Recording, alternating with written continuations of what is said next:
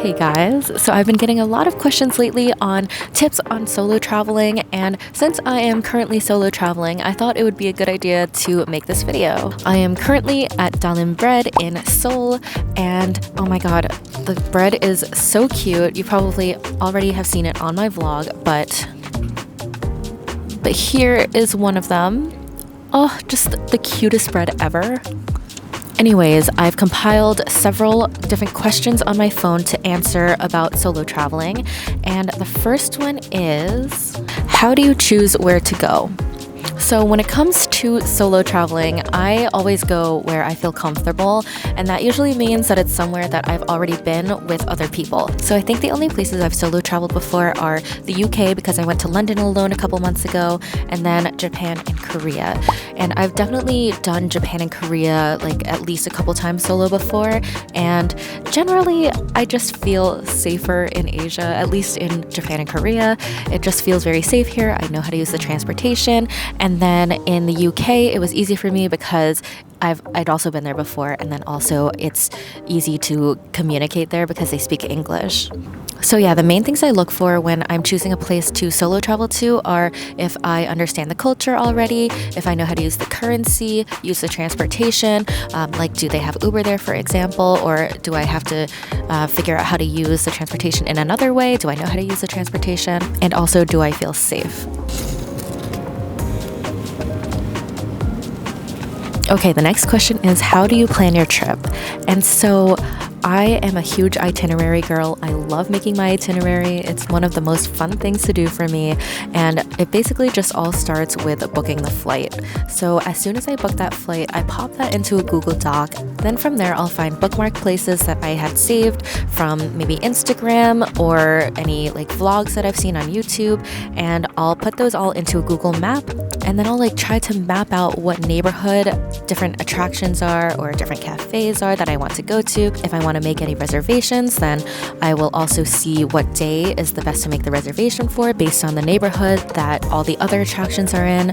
And so I do everything personally on Google Doc just because that's the layout that I like the most. Though I know some people really like Google Sheets or using maybe Notion or other things like that. I just love Google Docs.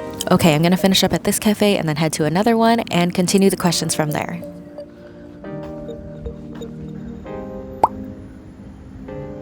Alright, now I am at Freddy Post, which is a cafe that I've wanted to come to for a really long time, so I'm really glad to be here. And I have my pretzel, and now I'm going to answer some more questions. So the next question that I'm going to answer is, how do you choose where to stay? And this is basically just referring to whether I would choose a hotel or an Airbnb. And I would always recommend for a solo traveler to go to a hotel. Hotels in general are just a lot safer because you always have somebody in the lobby or they're behind like closed doors. And I think it's also just easier to coordinate logistically for a hotel. For instance, you can usually leave your bags at a hotel before and after check-in and check-out. And when you're doing an Airbnb, a lot of times it's a lot harder because you have to coordinate with the owner of the Airbnb. At least that's been my experience for a lot of foreign countries. And it's also just like you can't really leave your stuff there sometimes. So I think in general, it's just better to be in a hotel. I think the plus side of an Airbnb in general is that it has more space, but when you're a solo traveler, you probably don't need as much space anyway. So yeah, I would recommend a hotel. So the next question is, how do you feel safe when you're traveling alone? And I think I touched upon this a little bit already, but I basically will only travel solo to places that I've been already and I know I feel safe in. So that would be one of my tips for traveling alone, to try to go somewhere you've been already so that you already understand like the culture, the transportation, things like that. And you probably already have a little bit of a sense of how to be safe in that country. But another huge tip of mine is to keep your phone charged at all times.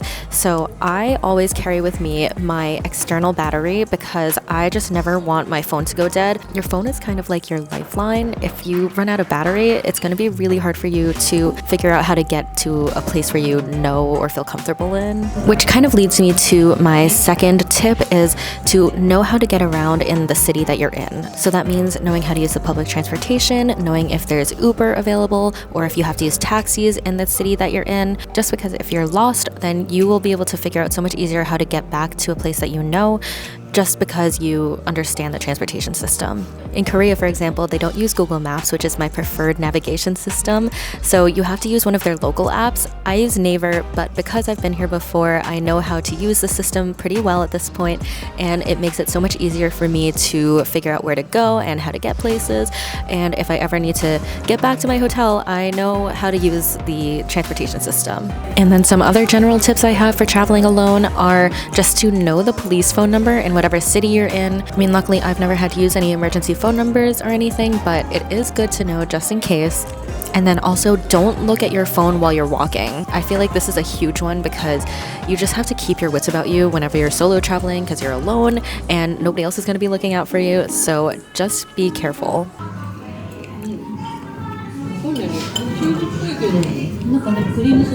Next question, how do you film when solo traveling? So this is a fun one because obviously I'm doing it right now. So here, let me show you my little setup. So to film, I use my Sony ZV-1 Mark II or just my iPhone. Those are the only two cameras that I really use for videoing, and they're just so compact and easy to just carry around with you that it makes it really easy to film when I'm traveling. I do have links for all the equipment that I use in my description, so if you want to find out exactly what I'm using, then you can look down there. But yeah, I pretty much just use my tripods when I'm filming myself. I'll set up my tripod like in the street if I'm taking a photo, use my clicker, and it does get embarrassing. I'm not gonna lie, it totally does. And there are in general so many times when I'm afraid to set up my camera and just film myself / take photos of myself, but hey, you just gotta do it. And after you start doing it a lot, you just kind of get used to it and you kind of realize that nobody really cares, or even if they do, you're probably never gonna see them again. So you just gotta just do it, you know? Okay, that's enough questions for this location. Let's move on to the next.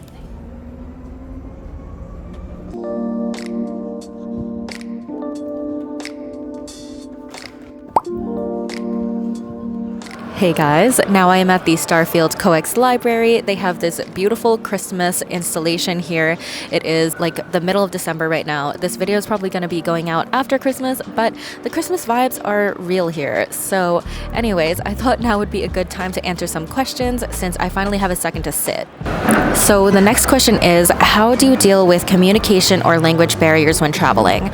And the basic answer is Google Translate. If I don't understand something or I need to get my point across a little bit better, then I will pull up Google Translate and like type it up and show whoever I'm talking to, or I will take a picture of whatever I'm reading and translate it on Google Translate, because you can do that with the photos, and that usually works out pretty well every time. It kind of goes along with like make sure your phone is charged and make sure you have like data on your phone to be able to use Google Translate on. Otherwise, it might be kind of difficult. But for the most part, in major cities, I tend to be able to get by mostly with basic English, or otherwise you can usually use like gestures or simple words to get your point across. Especially if you're like buying something, you can always like point to whatever you want to buy, or if you're at a restaurant, you can just point to the menu item that you want to eat, and usually it's like simple like that. So I don't usually have too much of an issue with language barrier, but if I do, Google Translate. Do you get lonely traveling alone? Yes and no. I tend to really keep myself busy when I'm traveling, so I guess a lot of times I don't really have room to feel super lonely, but there's definitely times when I feel like I wish I could share like a moment with somebody or a meal with somebody. And I think at the end of the day, like I enjoy my own company, and therefore I don't get like super lonely a lot, or I can get past that feeling. But yeah, I mean, no matter what, when you're traveling alone, you're always gonna, crave a little bit of company. Sometimes if I have friends who are living in the city that I'm visiting, I will message them and meet up with them. Otherwise, I usually just like keep to myself, because I'm a relatively introverted extrovert, I guess I would say, like pretty ambiverted person. So I still enjoy like my alone time a lot, and a lot of times I'll also try to do like a hybrid trip where I travel with people for part of the trip and then I travel alone for part of the trip. So it kind of is the best of both worlds. So dining alone, that is something I'm still getting better at. I definitely still get nervous when I dine alone, but I mean, that's another thing you just kind of have to do, because I mean, you gotta eat. I guess the alternative is if you just like want to take something out and eat it in your hotel room. I mean, I do that too, but at the end of the day, I want to experience the food and the culture and like go out to restaurants and try them out. It's another thing you just kind of have to do, and you'll just get used to it. And for the most part, a lot of places do have places where you can sit as a single person, whether it be at like a single seat or at a bar. And the beauty of eating alone is also like you just get to eat in silence and just enjoy your time. And maybe to some people that might sound really scary, but I actually think it's a beautiful moment, just like you and your food, just sitting there and enjoying it, and maybe like just watching the environment, doing some people watching if you're sitting like at a window seat. Yeah, I think there is a beauty to eating alone, so you just gotta do it. All right, I think I am done in this location, so I will finish up the video in another one. Hey guys, so I'm back in the hotel room because I actually was going to film some more questions while I was at dinner, but I totally forgot my mic at the hotel room, so now I'm just gonna finish them up now that I'm back and about to unwind and finish the day. And the last question really that I want to address is, why do you like solo traveling? And for me, I guess it's because it's so fun. When you're solo traveling, you can do whatever you want on your own schedule, make your own itinerary. You don't have to worry about what other people might like or sticking to anybody else's schedule. It's really just like, do whatever you want.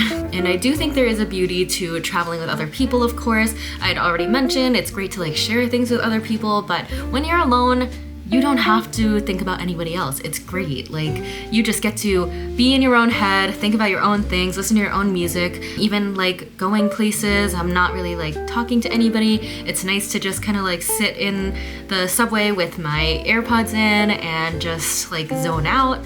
So I think there's so many things that are great about solo traveling. And then also, I personally love to do a lot of cafe hopping when I'm traveling. And I think a lot of times other people who I travel with don't love that as much as me, so it's kind of nice because I get to do that as much as I want when I'm solo traveling. As you can see, I'm like all over the cafes in Seoul right now. It's been so nice to just hop from cafe to cafe and just be on my own time. It's great. So I think that's all I have for any tips and tricks and answering these questions about solo traveling. Hopefully this answers a lot of questions you might have had for me. I'm sure there are other things that I could touch upon about solo traveling, so if you have any more questions, you can leave them in the comments. I hope this might have helped you with any of your solo travels in the future, and I think I am just going to wind down and get ready for bed. So, good night.